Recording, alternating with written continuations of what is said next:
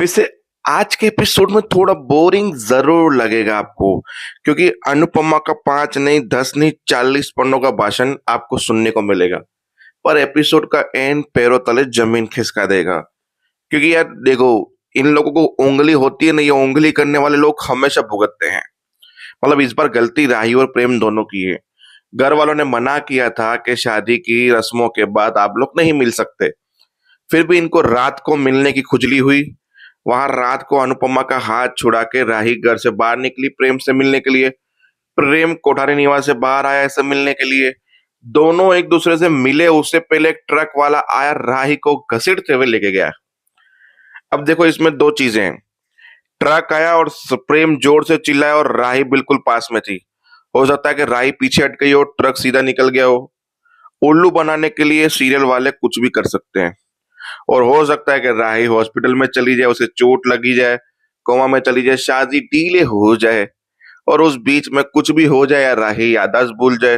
भाई, twist and turn डालने के लिए कहानी वाले कुछ भी कर सकते हैं। अब आते हैं मुद्दे पे। जहाँ सुबह सुबह राही को गुड न्यूज मिलती है कि प्रेम रेडी हो चुका है शादी के लिए।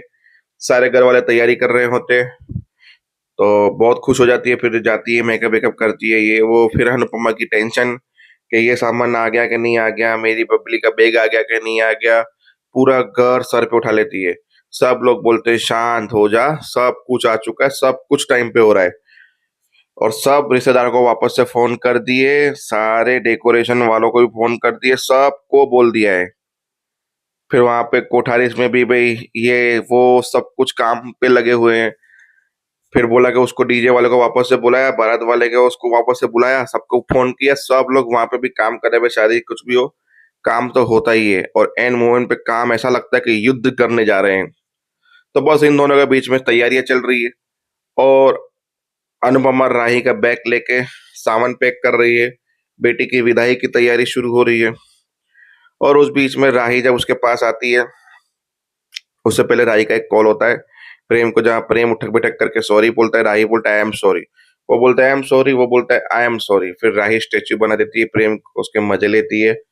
फिर प्रेम की जिद होती है कि मुझे तुमसे मिलना है, मतलब मिलना है। बोला नहीं, घर वालों ने मना किया है। अब हम एक दिन में दूल्हा दुल्हन बन जाएंगे हमेशा के लिए। बोला नहीं, उससे पहले वाली फीलिंग एंजॉय करने की बात ही अलग होती है। अब राही के इतने मना करने के बाद, प्रेम की इतनी रिक्वेस्ट करने के बाद, राही ने आ बोल दिया कि रात को सब सो जाए तब। तो प्रेम अपने घर से निकलने की तैयारी कर रहा है और ये अपने घर से।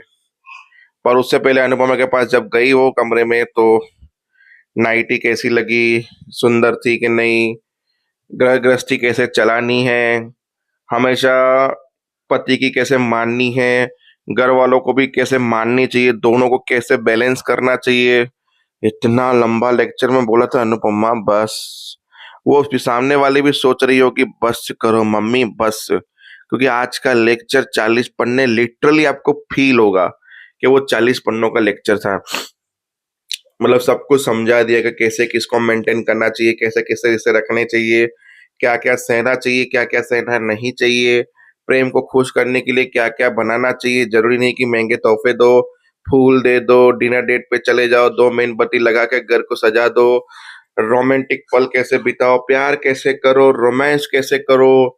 और जरूरी नहीं है कि प्रेम का जब मूड ना हो काम करने का और तुम भी काम ना करो, अगर उसका टीवी देखने का मन है तो जरूरी नहीं है कि तुम्हें भी टीवी देखनी चाहिए। तुम कुछ और भी देख सकती हो। कभी भी अपनी खुशियां किसी के ऊपर थोपनी नहीं चाहिए कि भाई मेरा ये मन है तो तुम भी मेरे साथ यही करो। अरे वो इंसान है, खरीदा हुआ कोई खिलौना नहीं है। और प्रेम तो मेरा फेवरेट है, ये याद रखना। मैं हमेशा उसकी तरफ रहूंगी, तेरी तरफ नहीं। मतलब इतना ज्ञान, आप ये तो मैं कम बता रहा हूँ आपको। अनुपमा ने हर छोटे टॉपिक को उस पर ज्ञान दिया है शादी के लिए। तो बस बोला, ये आजा तेरी छेली रातें। कोई भी रिश्ता जल्दी से नहीं पकता है। मतलब कोई रिश्ता इतनी जल्दी आसानी से बदल नहीं जाएगा। धीरे धीरे सहेजना पड़ेगा, समझना पड़ेगा तुम्हें, तब जाके बैलेंस मेंटेन होगा रिश्तों का। तब तक धैर्य रखना तुम।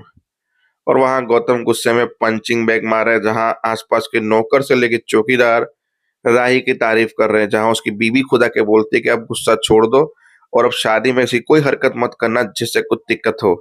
फिर उसी के पैर को दबाकर जोर से उसको रुलाता है। मतलब कायदे से मन करा था उस वक़्त इसका थोबड़ा तोड़ दूँ मैं। बोला इस राही के बच्ची को आने दे, स्वागत तो मैं ही करूँगा ना। तो अब देखते हैं अब इस युद्ध में क्या-क्या नया राही को सहन करना पड़ेगा और गौतम कितने थप्पड़ और खाएगा और राही की बात पे कौन यकीन करेगा।